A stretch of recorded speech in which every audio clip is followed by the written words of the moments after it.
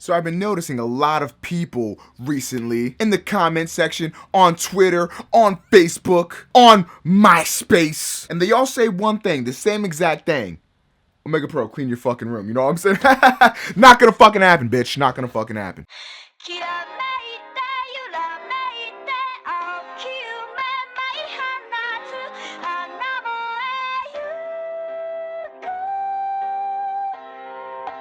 I think I want to see how long I can really go without cleaning my room until like I just like suffocate and shit. I think that'd be pretty interesting. What is up, people of all different types of ages, races, genders, and yes, even you other species out there watching this video. My name is OmegaPro, and let's talk about DLC in Dragon Ball Xenoverse 2. Because no, I did not hear everywhere that I should clean my room. I mean, I have, but what I was really referring to are the comments regarding DLC in Dragon Ball Xenoverse 2. Now, I'm of the mindset that the DLC is needed in a game like Dragon Ball Xenoverse 2, and I honestly feel like Bandai Namco has been treating us fairly well in regards to the DLC that they have been giving us. But of course, there's always the flippity floppitis, wherein people feel like they're being ripped off, or they just feel like it's not enough for them, or whatever the case may be.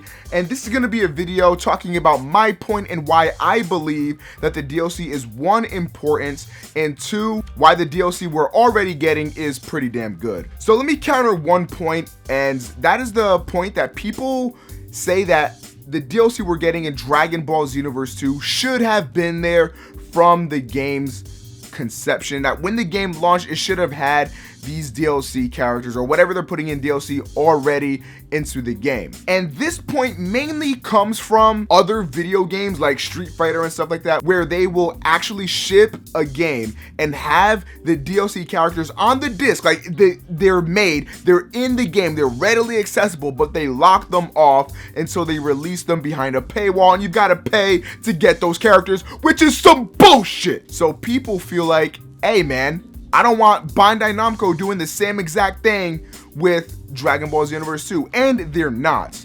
Now, of course, I don't know how much of the game is done, and you can argue, okay, then take a little bit longer to make the game because Xenoverse 2 came out very quickly after Xenoverse 1. However, the game has got to be finished at one point or another, especially in a series that is still ongoing. Dragon Ball Super is still ongoing.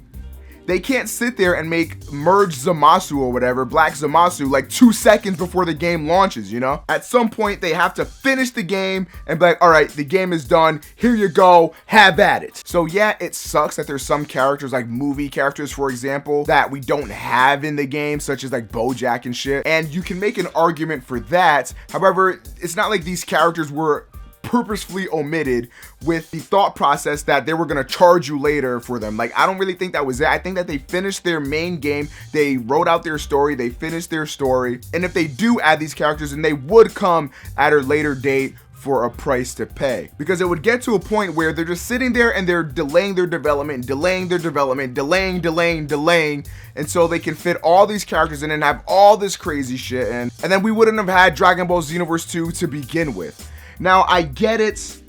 The game came out super quickly. You could make an argument, just like 6 more months of development time, and we would have so many more characters and stuff like that. But I believe that Dimps is trying to make good on their game by releasing so much DLC, especially the free DLC. Like, we got Super Saiyan Blue, Kaioken, Goku, and Hit Awoken for absolutely free. You don't need a season pass. You don't need to buy anything. You just get those characters. And they could have easily charged for it, and a lot of people would have paid for that. They could have made a lot of money off of those characters, because those are characters people love. Those are characters people want to see. People want to play as these characters, but they didn't do that. They decided it was not worth the damage to their reputation. Instead, they'd rather have some goodwill with their consumers rather than just make a quick penny off of it. That's not to say that I feel like Dimps or Bandai Namco is this like godly company that really cares about the happiness of their consumers, because they probably don't. As long as they get money at the end of the day, they don't really care. But how do you get money? You keep your customers happy. And they've been giving us a lot of content with raids and other DLC characters and stuff like that since the game's launch. and I think we should be grateful for that. And speaking of that, I think it's time to talk about the content they have been giving us. Very frequent raids. We had the Frieza events on Christmas or the holidays, whatever you celebrate, and yeah, that event wasn't the best, but they're trying to make their game more lively, trying to get people back in to be playing their game and trying to get that sense of community into Dragon Ball Xenoverse 2. Let me go ahead and paint you a picture of the launch of Dragon Ball Xenoverse 1 and the launch of Dragon Ball Xenoverse 2. After about the first week or two of Xenoverse 1's launch, I was done with that game. I couldn't play it anymore. Granted, I did really force it and I played it so much that I burned myself out, and I was going through a bunch of like emotional shit at that time, but regardless, like I just stopped playing Dragon Ball Xenoverse after a short period of time.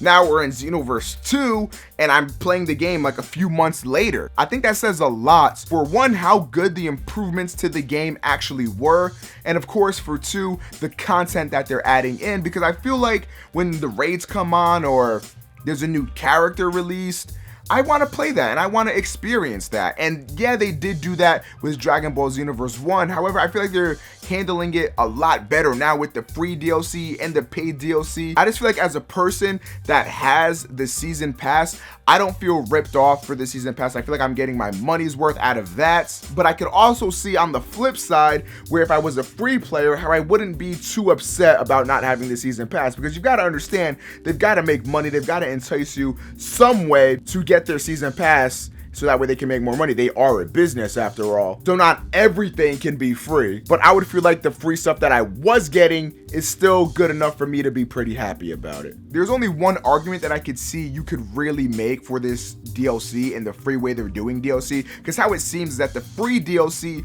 will be characters that are kind of like already in the game, and they just give them maybe new moves or a transformation or something like that and call it a day. Similar model, same combos and stuff like that. For example, Hit Awoken, Super Saiyan Blue Kaioken Goku. These characters are just the same as their default roster counterpart, except they have, you know, a little bit of different moves here and there. Combos are the same model, same everything. The only complaint that I could see being even remotely valid is that these are characters we really wanted to play, right? Like Super Saiyan Blue Kaioken Goku. Oh my god, this guy's so awesome. I remember seeing this in the show, blew my mind. And I can see you wanting to play as this character, but wanting a completely new and different experience, like a different character almost. But instead what you got was essentially Super Saiyan Blue Goku with now a red aura and, you know, a few differences here and there, nothing too drastic. And you being a huge fan of that character, you would have maybe been glad to pay for the character, glad to buy a season pass if the character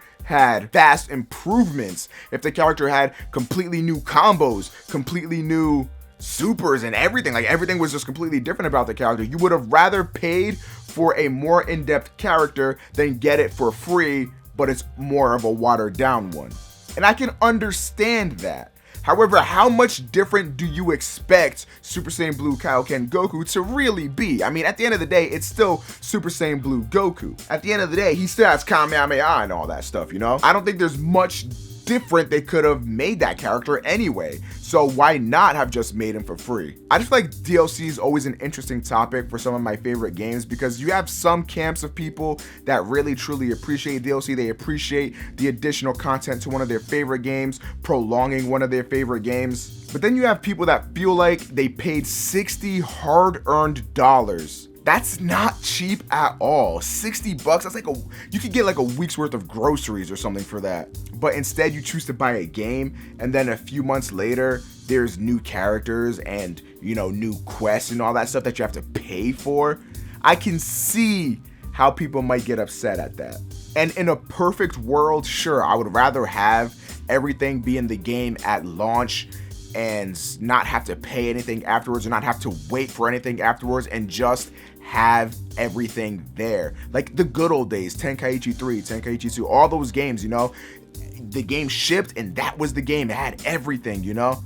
And it does suck to feel like, you know, you ordered a sandwich, but they just gave you the meat and one slice of bread. And then a few months later, you get some cheese. And then a few weeks later, you get some lettuce. Few weeks later, some tomatoes, and then after a year or so, you finally get your completed sandwich that you feel like you should have gotten to begin with.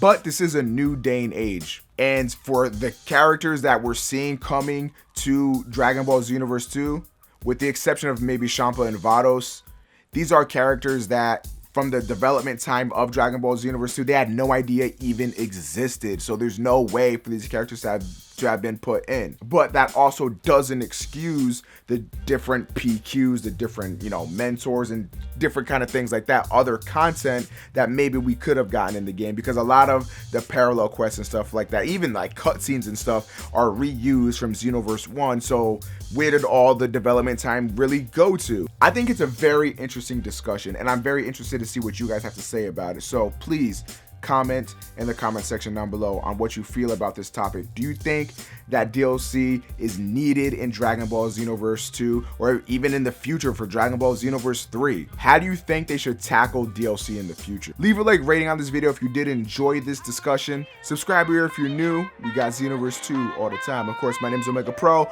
I'm going to talk to you guys in the next video. Peace out.